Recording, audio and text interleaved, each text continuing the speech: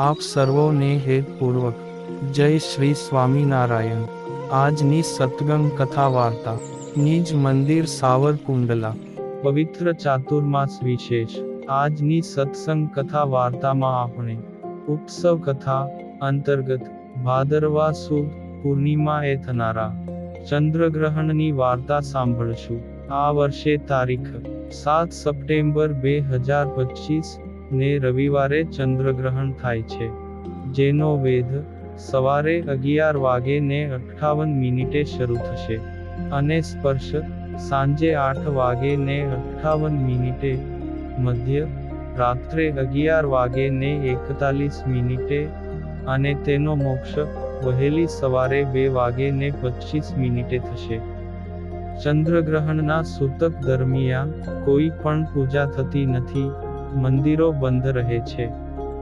ગ્રહણ સમાપ્ત થયા પછી સૂતક સમાપ્ત થાય છે અને મંદિરોનું શુદ્ધિકરણ કરવામાં આવે છે ને પછી પૂજા પાઠ વગેરે જેવા ધાર્મિક વિધિઓ કરવામાં આવે છે।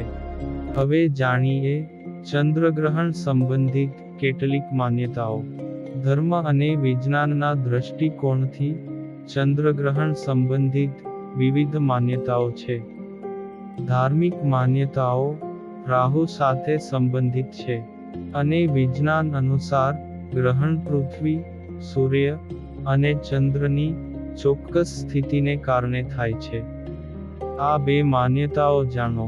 તેમાં વૈજ્ઞાનિક તથ્ય જોઈએ તો પૃથ્વી તેના ઉપગ્રહ ચંદ્ર સાથે સૂર્યની આસપાસ ફરે છે। ચંદ્ર પૃથ્વીની આસપાસ ફરતી વખતે તેની સાથે ફરે છે। જ્યારે આ ત્રણેય ગ્રહો એક સીધી રેખામાં આવે, એટલે કે પૃથ્વી, ચંદ્ર અને સૂર્યની વચ્ચે આવે, ત્યારે ચંદ્રગ્રહણ થાય છે। ચંદ્રગ્રહણ ફક્ત પૂર્ણિમાના દિવસે જ થાય છે અને ધાર્મિક માન્યતા અનુસાર ચંદ્રગ્રહણ સાથે જોડાયેલી માન્યતા રાહુ સાથે સંબંધિત છે। જ્યારે રાહુ સૂર્ય કે ચંદ્રને ગળી જાય ત્યારે ગ્રહણ થાય છે। આ સંદર્ભમાં પ્રચલિત વાર્તા અનુસાર પ્રાચીન સમયમાં દેવતાઓ અને દાનવોએ મળીને સમુદ્ર મંથન કર્યું હતું। મંથનના અંતે અમૃત નીકળ્યું। દેવતાઓ અને રાક્ષસો બંને અમૃત પીને અમર બનવા માંગતા હતા।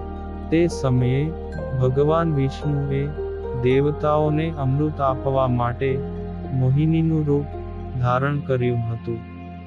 મોહિની દેવતાઓને અમૃત પીવડાવી રહી હતી।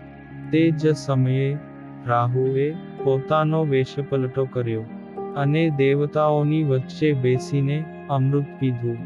સૂર્ય અને ચંદ્રએ રાહુને ઓળખી લીધો અને ભગવાન શ્રી વિષ્ણુને રાહુ વિશે સત્ય કહ્યું।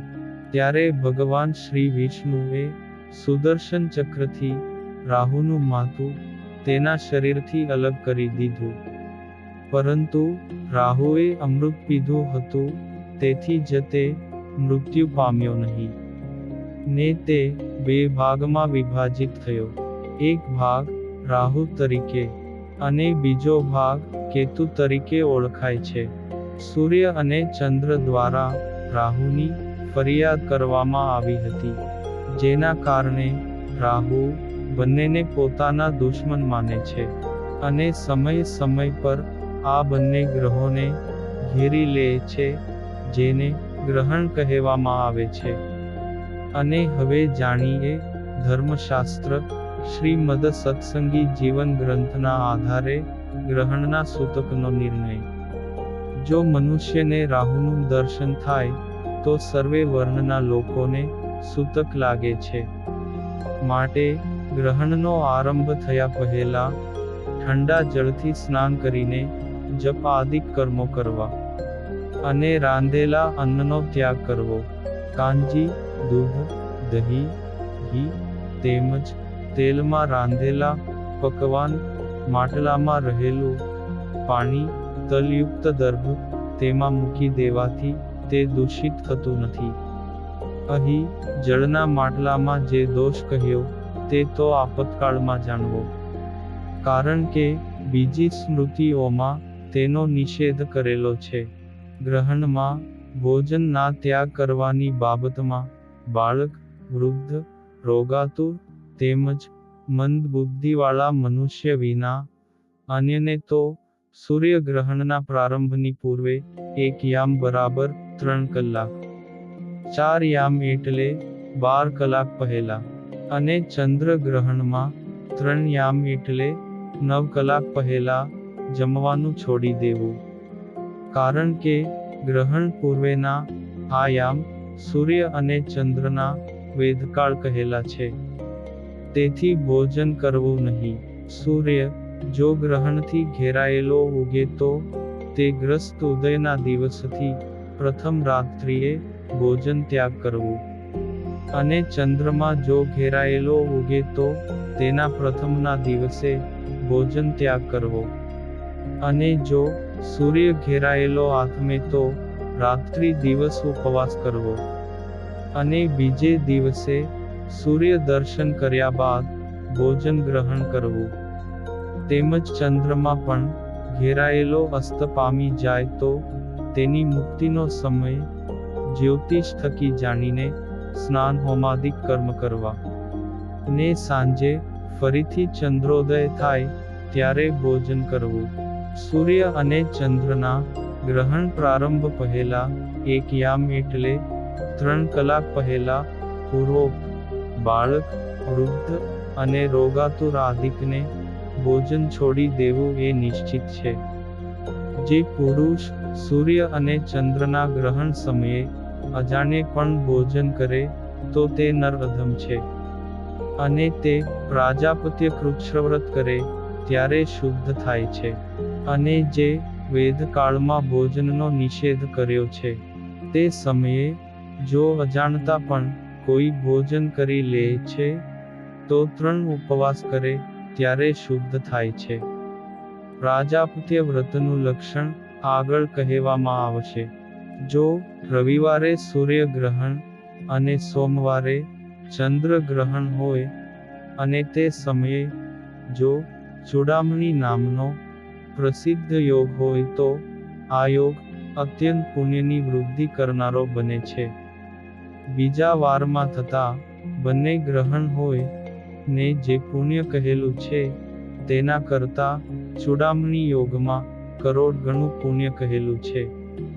ગ્રહણનો પ્રારંભ થાય ત્યારે સ્નાન અને ઘેરાય ત્યારે હોમ તથા દેવપૂજન, મોક્ષના પ્રારંભમાં દાન અને સંપૂર્ણ મુક્ત થઈ જાય ત્યારે વસ્ત્રે સહિત સ્નાન કરવાનો વિધિ કહ્યો છે.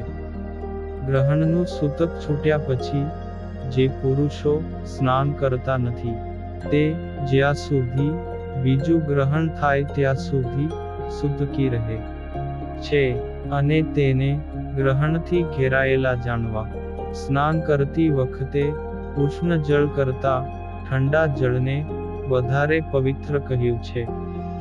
બીજાએ લાવેલા જળ કરતા પોતે લાવેલા જળથી સ્નાન કરવું તે વધારે પુણ્યકારી છે. કૂવાના જળથી સ્નાન કરવા કરતા તળાવનું જળ વધારે પુણ્યદાયી છે. અને તેથી મહાનદીમાં સ્નાન અને તેથી સમુદ્ર સ્નાન સર્વથી શ્રેષ્ઠ કહ્યું છે. માટે અનુકૂળ હોય ત્યાં સ્નાન કરવું આવશ્યક છે. અને ગ્રહણ નિમિત્તે ગાય, ભૂમિ, સુવર્ણ અને તલ આદિકનું દાન પણ પોતાની શક્તિ અનુસારે અર્પણ કરવું. ગ્રહણ સમયે અર્પણ કરાયેલા દાનનું વિવિધ ફળ કહે છે કે ગ્રહણ સમયે પૃથ્વીનું દાન અર્પણ કરનારો પુરુષ મંડલાધીશ, સામંત કે ભૂપતિ થાય છે. અન્નનું દાન કરનારો જન્મજાત સુખી થાય છે. ચાંદીનું દાન કરનારો પૃથ્વી ઉપર કીર્તિમાન અને રૂપવાન થાય છે. દીપનું દાન કરનારો નિર્મળ નેત્રો વાળો થાય છે. ગાયનું દાન કરનારો સ્વર્ગલોકનો ભોગતા બને છે. સુવર્ણનું દાન કરનારો દીર્ઘાયુષ્ય વાળો થાય છે. તલનું દાન કરનારો સ્વર્ગમાં ઊંચા મહેલને પ્રાપ્ત કરનારો થાય છે. વસ્ત્રનું દાન કરનારો ચંદ્રલોકનો ભોગતા થાય છે. ઘોડાનું દાન કરનારો સ્વર્ગમાં દિવ્ય વિમાનમાં ફરનારો થાય છે. બળદનું દાન કરનારો ધનાઢ્ય બને છે. પાલખીનું તથા સુંદર પલંગનું દાન કરનારાને સુંદર અને ગુણવાન પત્ની પ્રાપ્ત થાય છે. તેથી પોતપોતાની શક્તિ પ્રમાણે ને શ્રદ્ધા પ્રમાણે દાન આપવું જોઈએ. જે પુરુષો શ્રદ્ધાથી દાન સ્વીકારે અને જે અર્પણ કરે તે બંને સ્વર્ગના ભોગતા બને છે. જો શ્રદ્ધાપૂર્વક દાન ગ્રહણ કરવામાં કે આપવામાં ન આવે તો તે દાન નિષ્ફળ થાય છે. જે પુરુષો ચંદ્ર અને સૂર્યના ગ્રહણમાં વિધિપૂર્વક શ્રાદ્ધ કરે છે તે પુરુષે નિશ્ચય પૃથ્વીનું દાન અર્પણ કર્યા તુલ્ય થાય છે. ચંદ્રના ગ્રહણમાં રાત્રે શ્રાદ્ધ કરવામાં આવે તો પણ દોષ લાગતો નથી. ગ્રહણ સંબંધી સૂતક હોવા છતાં શ્રાદ્ધ આદિ ક્રિયા કરવાનું વિધાન છે. આ લોકમાં જે પુરુષો આ સદાચારનું ભગવાન શ્રી વિષ્ણુ ભક્તિની સાથે નિરંતર આચરણ કરશે તે પુરુષો અતિ શુદ્ધ અને નિષ્કલંક કીર્તિને પામી દેહને અંતે અવશ્ય ભગવદ ધામને પામશે. આમ આપણે ગ્રહણ સંબંધિત કથા વાર્તા યથાયોગ્ય સાંભળી અને હવે પછીની કથા વાર્તા આપણે આગળના ભાગમાં સાંભળશું. અત્યારે આપ સર્વોને ભાવથી જય શ્રી સ્વામિનારાયણ.